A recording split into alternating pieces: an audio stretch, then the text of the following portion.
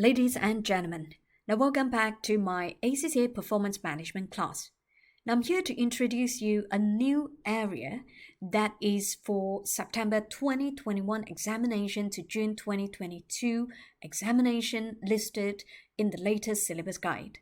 And of course, the first topic that we'll be seeing today is more towards regression and correlation.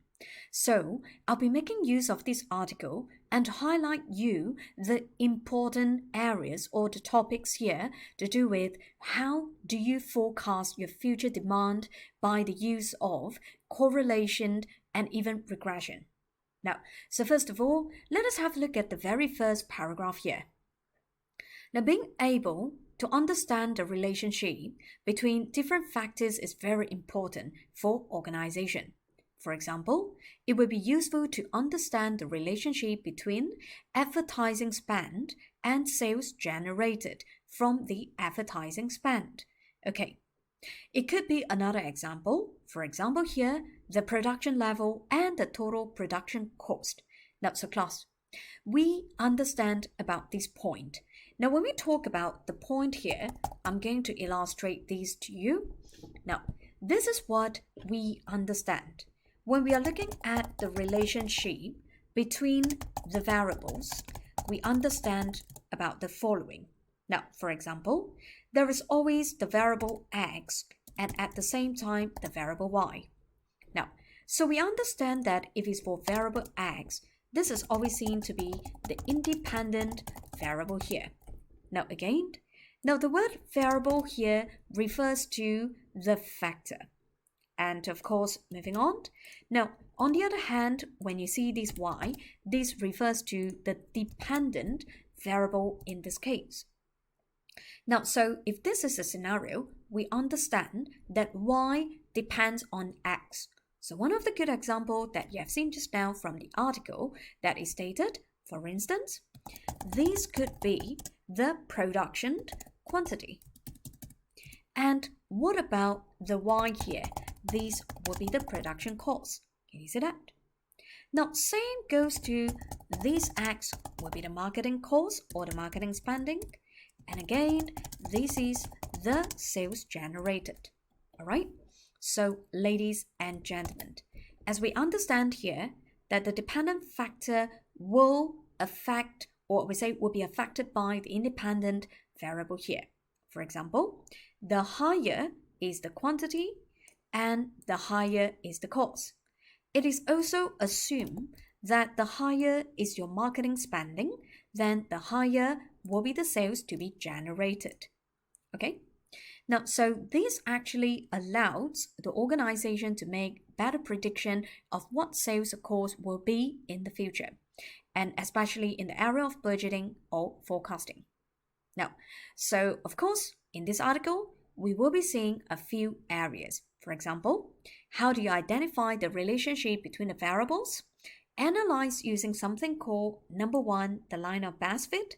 This is the first part we'll be seeing shortly, as well as the regression analysis. Now, ladies and gentlemen, remember, we say that these two are something that we have already covered during the MA syllabus. So I believe for some of you that you have learned management accounting before, then I believe you have seen all these as well. Now, of course, the third area that we will cover is once you have identified the relationship, of course, we will then have to measure this. How strength of this relationship to be measured, okay, using the correlation. So ladies and gentlemen, now in this video itself, we'll be able to see 3 different areas that they have added in your PM exam, okay? Now, first of all, let's talk about the relationship between the variables.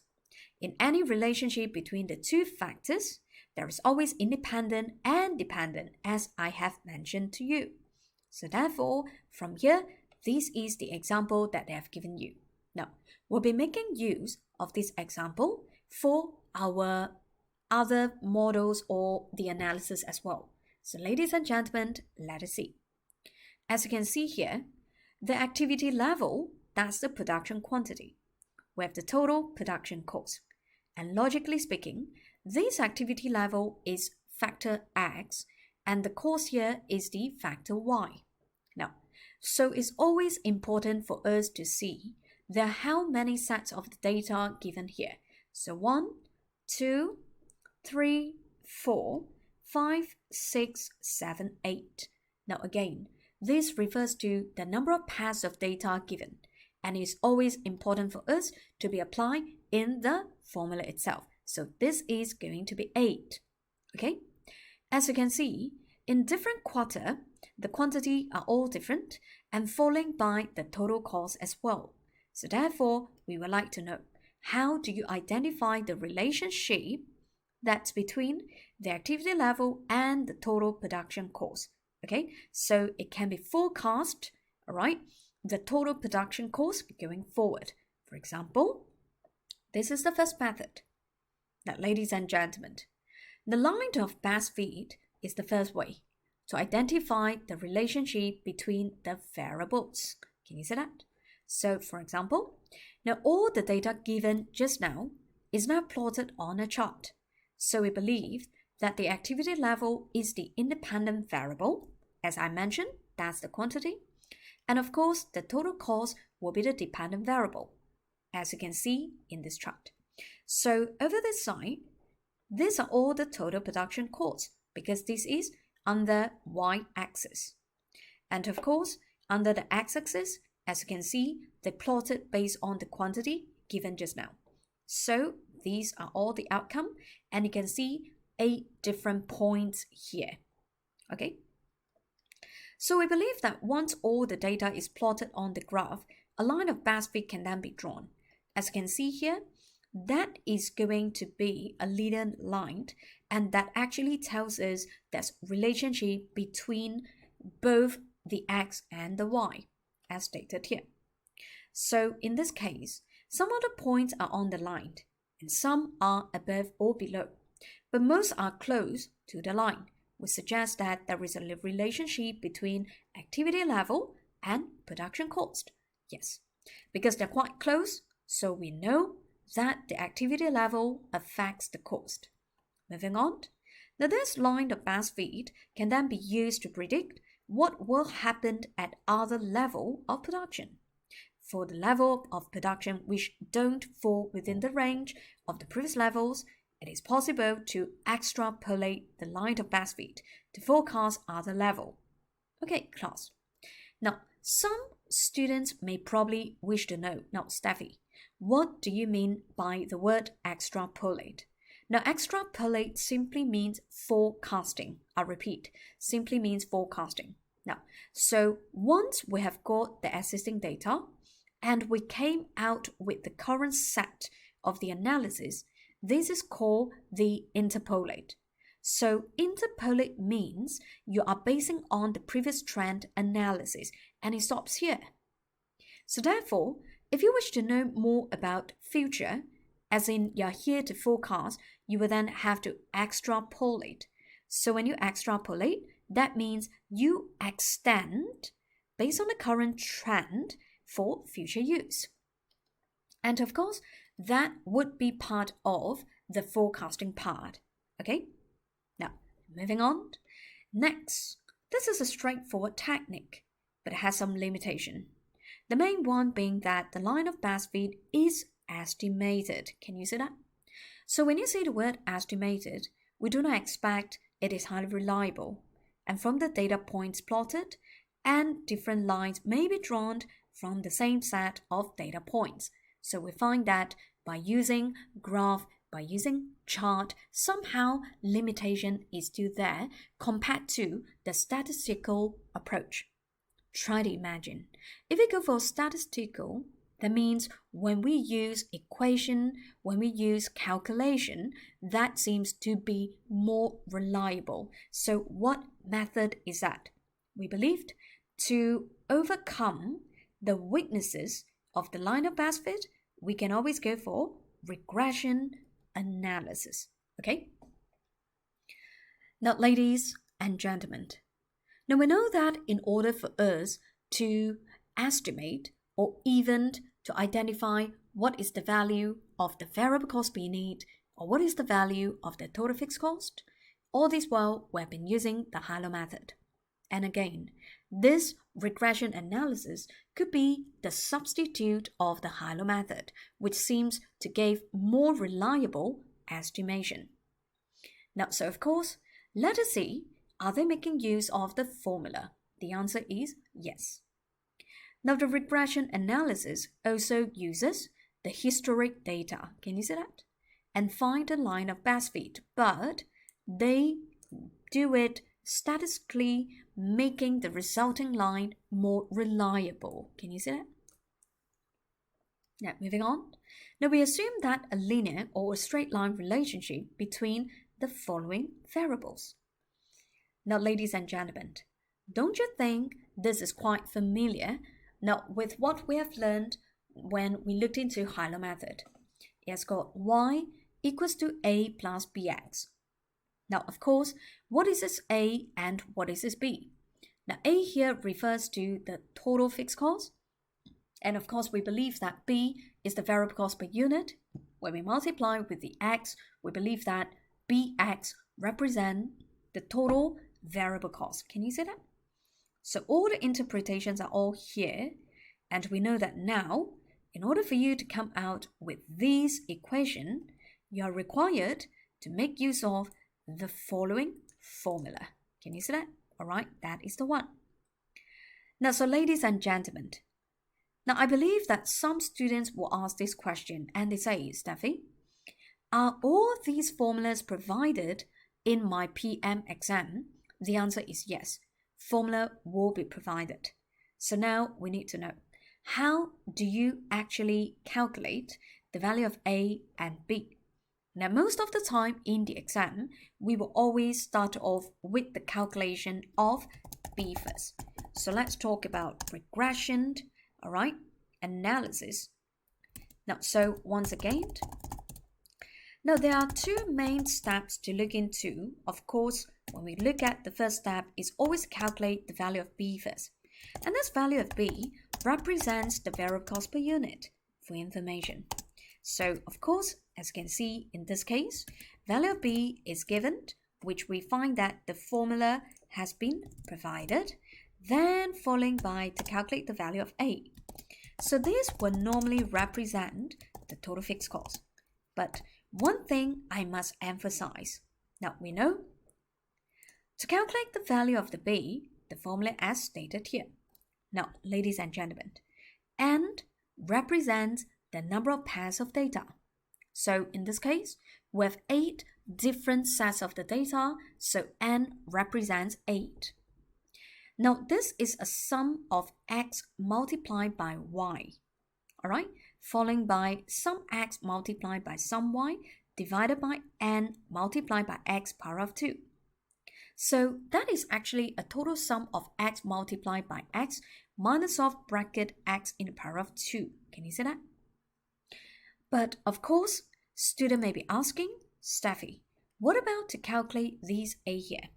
Now class, the first thing you have to do, we believe that for you to calculate this A, you must first take sum y divided by N.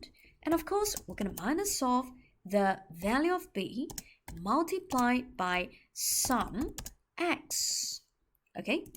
And subsequently divided by N. Can you see that?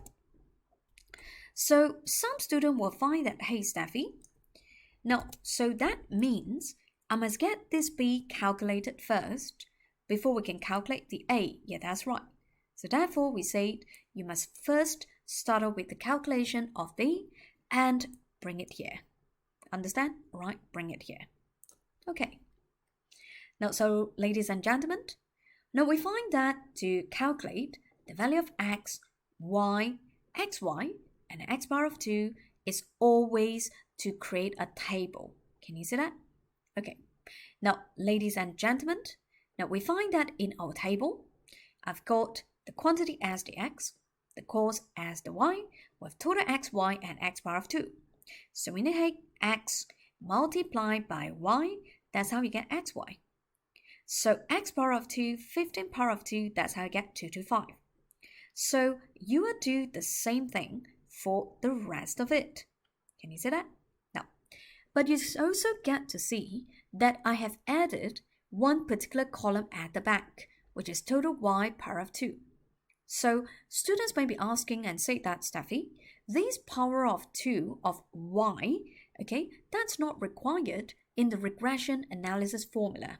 You are right. But however, later, when we cover correlation coefficient, we are required to use this. So for now, we would just include these first. And what power of 2 is when you take 300 power of 2, you get 90,000. Same goes to some other value. Okay. Now, so ladies and gentlemen, as you can see here, we have this sum, which is the total. So this sum or the total, once you have added up, and guess what? You can see they're all bolded. So what is this? Now this bolded figure here, later we'll then have to apply back into the formula respectively. As you can see, it started off with the value of b.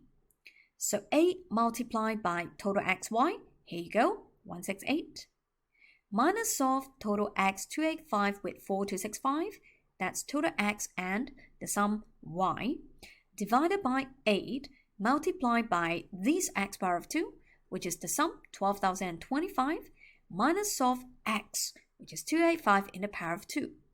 So always remember that you will just have to make use of the equation accordingly, and you can see the value is 9.1. Okay, so how do you get a, which is y minus bx? So to get this y minus bx, and what you're going to do is that first of all, we understand that here how to get these. We say it's total y divided by n. Can you see that? And of course, now we have just mentioned total y divided by n. We can minus off b multiplied by some x with n. So that means you can take directly the 9.1. Okay, you can take directly this 9.1 here, multiply with 285x and divided by n. It will be the same with this. All right, the final outcome is going to be the same.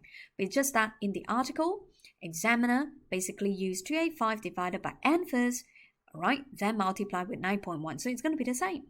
And finally, this is derived to be 208.9. Ladies and gentlemen, now so is this equation of the regression line has derived? We understand that is y equals to a plus bx. So guess what? 208, that is the value of the a, plus bx 9.1 with x. Now, so students may wish to know, Steffi, may I know what is this x here? Ladies and gentlemen, the x here represent the quantity. So that depends on how many units that you're going to produce in the future. You can just apply in this equation to derive at the total cost. For example, let's say in the future, the production quantity is 80,000 units. So therefore, you can see, we can just take 208.9 plus 9.1 times 90. Okay, now, so I believe that students may be asking that why is it only 80? Because you can see that all these figures, basically that we have just done earlier, it was all based on 1,000. So we just multiply with the 80, and subsequently, you know, that comes to about 936,009. Can you see that? Okay, great. Now, so in a way, for you to identify the relationship between the two is possible. Okay, it's possible. So therefore, our next part, which is the last area, is to look at how reliable the estimates will depend on the strength of the relationship between the two variables and how much of the change in y can be explained by the change in x. So therefore, we believe in this.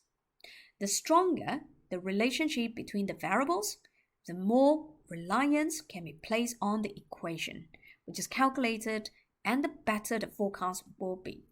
Okay. All right, ladies and gentlemen.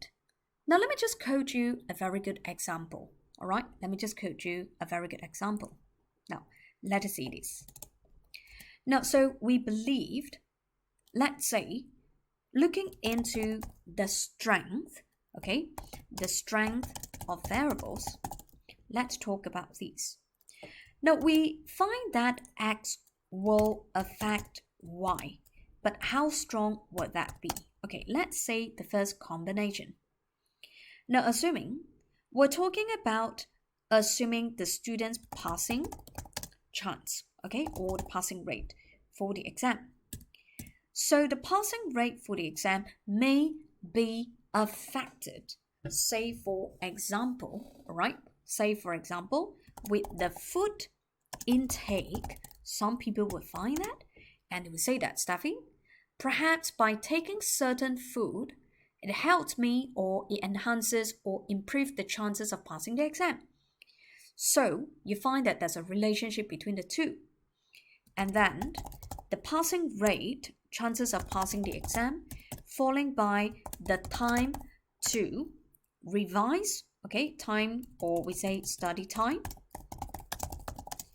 looking into especially practicing questions. All right, okay, ladies and gentlemen, now you can see when we are here to discuss about the strength of the data or the relationship, and apparently I believe this is stronger. Can you see that? Now, I'm not saying that the food intake will not affect the passing rate, but it's just that as compared to the second combination, the study time, which we believe this is a stronger relationship.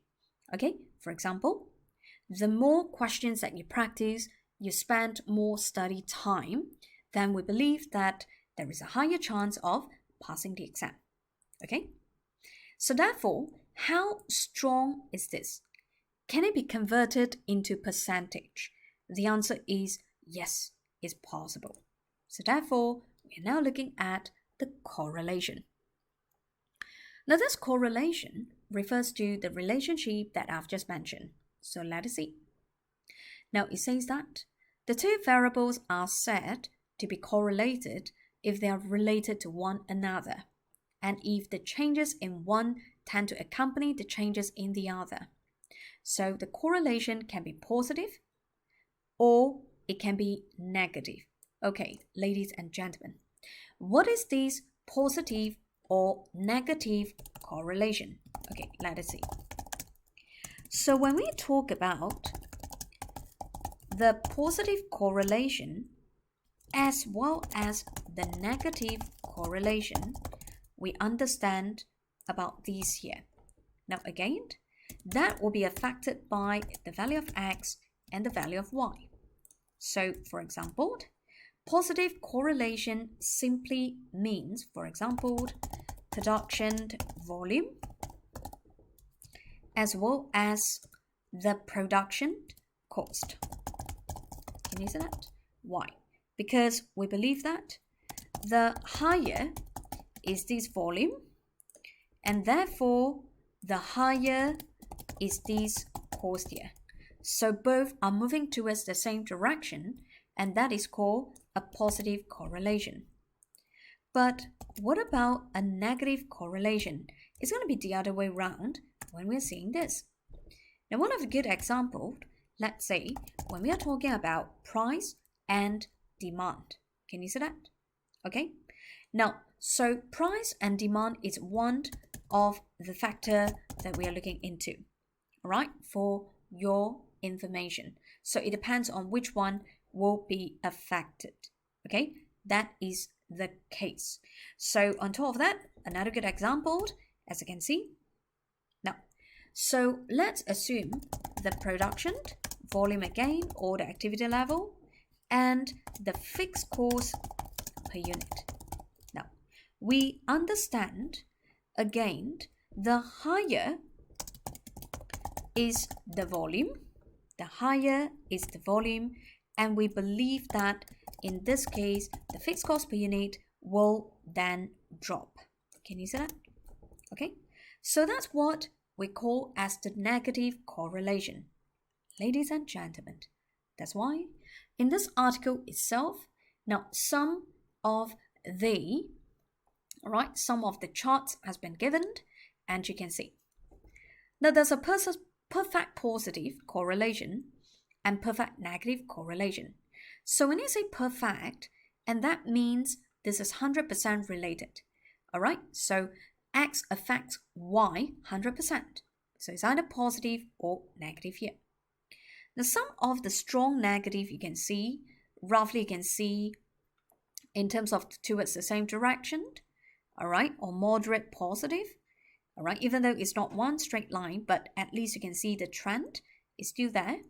So some students may be asking, now, Steffi, would it be possible for me to see there is no correlation between the variables? The answer is yes, it's possible if you see no correlation. Okay, class. Now, what is this no correlation in this case? Now, that means X and Y has no relationship. Now, one of the good examples that I'm sharing to you, it will be, try to think. If let's say in order for you to pass performance management paper, you must study history. Now class, think and see. Do you think these two are correlated? I don't think so. Because to pass your performance management, you should focus more on the questions such as like financial, non-financial performance measurements. And it has to be PM related, but not any other subject. Can you see that? Okay, so therefore, it's possible for you to see no correlation. Can you see that? Okay, so when a company wants to use the past data to forecast the future, the stronger the correlation, the better the estimates will be. So therefore, how do you identify this correlation here? So for correlation, we will always measure by using R. Okay, so this is always what you can see here by using this R, value of R. So we believe that if it's R equals to 1, now this is perfect positive correlation, as you can see here. But again, if you see this R that is with 0, we understand that there is no correlation. Understand? But again, it could be this R equals to -1, and that shows to us, once again, this is perfect negative correlation. Can you see that? Okay. Now, so, ladies and gentlemen, now there's something you must remember. Now, I believed if let's say you're here to measure about the correlation, that has to be between 1 to -1. Can you see that? So anything that fall beyond 1 or -1, that is out. For example, will you be able to see a correlation like 1.2? It's not possible because maximum is kept at +1. Or will you be able to see a -1.3? It's not possible. Understand? So it has to be from -1 to 1. Now, so of course, now we just want to know that if we are here to identify the strength of the correlation, let me give you an example. Okay, we're going to have A, we're going to have B. Now, ladies and gentlemen, assuming that R is going to be 0.8, close to 1, and R equals to, let's say, -0.6. Now, so class, think and see. 0.8 is close to +1, and 0.6 negative is close to -1. But which one is closer to the perfect line, which we believe is the 0.8? So therefore, we find that the correlation between factor X and factor Y under A is stronger. All right?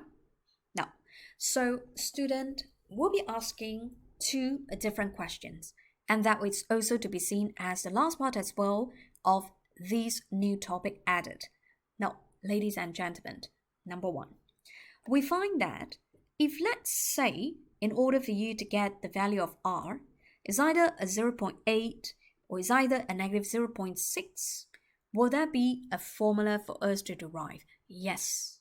Now, this is even a longer formula to be used in the first place. Can you see that?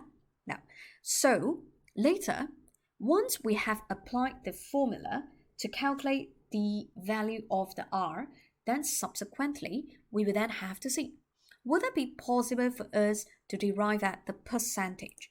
So, ladies and gentlemen, here you go. This is the one. So, the strength of the correlation that's between the variables are given right here. Now, so correlation coefficient could be calculated using this formula, which is n multiplied with the sum of xy minus of some x, some y divided by, you can see, we're going to square root the entire thing here like n sum of x2 and then sum of x bracket and power of 2 multiplied by y. Can you see that? That's y power of 2. So are we able to get all this value here? Yes, because they are all from the table just now. Can you see that?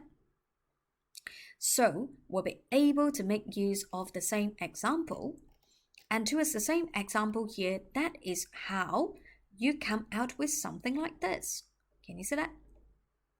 All right. So when you've got these, you can see R equals to 0.965, which is a very strong positive correlation. Can you see that? Okay. Now, ladies and gentlemen, when I say it is a strong correlation, that's because it is very close to positive 1. And that's how you get the value of R.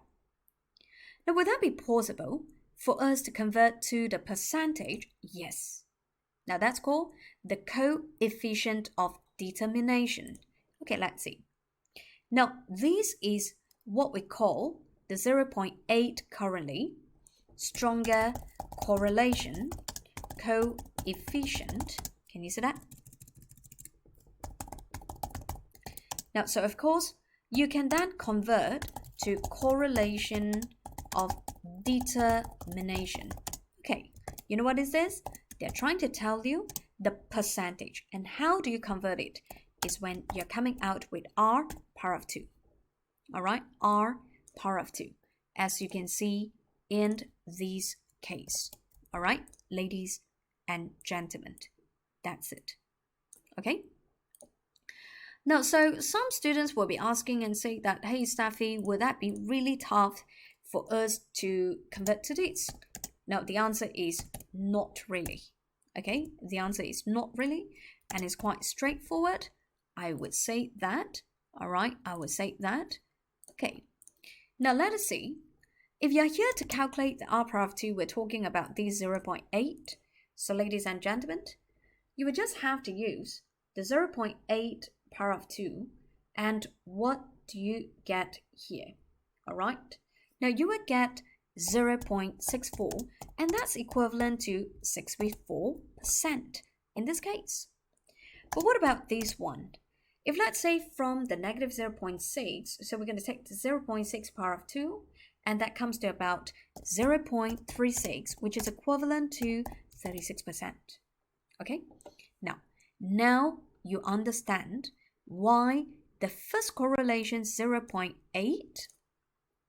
all right, 0.8, it's going to be stronger here because we believe that in this case that this X affects Y by 64% chance. Can you see that?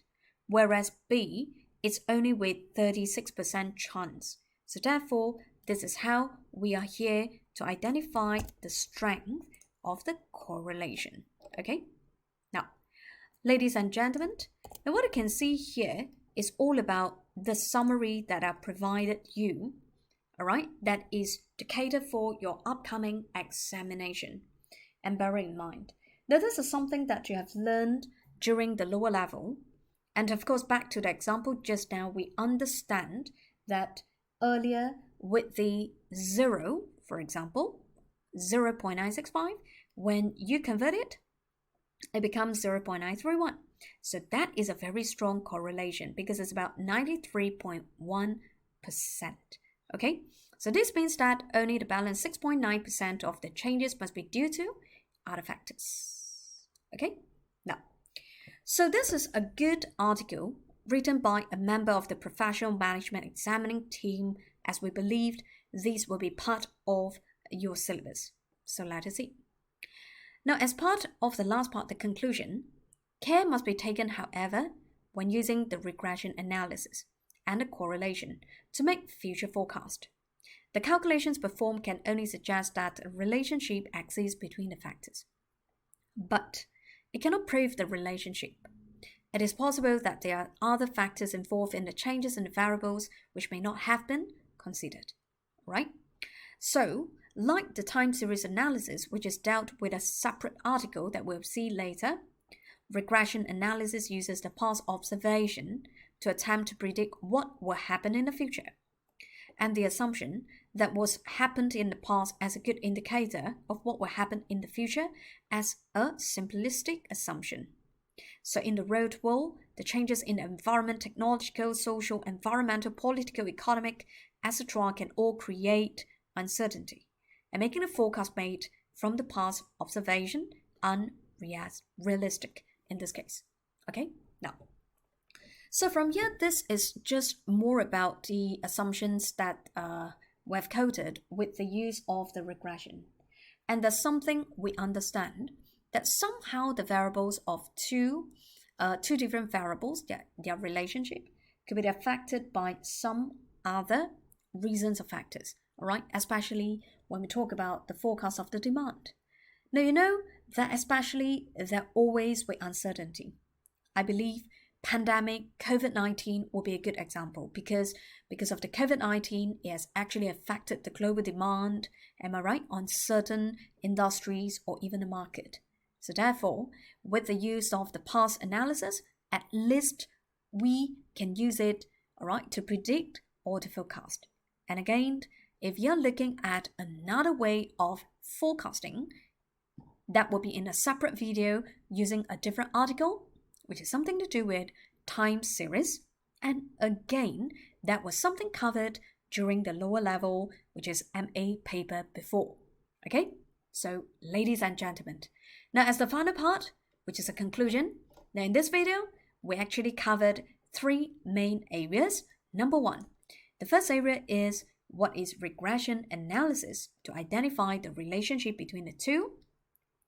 And then on top of that, you can also get to see we are here to look into, for example, the strength of the variables. Okay, so this strength of the variables, looking into whether you're able to use the correlation. Okay, and subsequently, how do you identify the strength of correlation of determination, that is value of R2, and finally, the line of best fit. Okay, now, so ladies and gentlemen, that's it for this video. Thank you for watching, and I hope you find it useful. All right, thank you very much.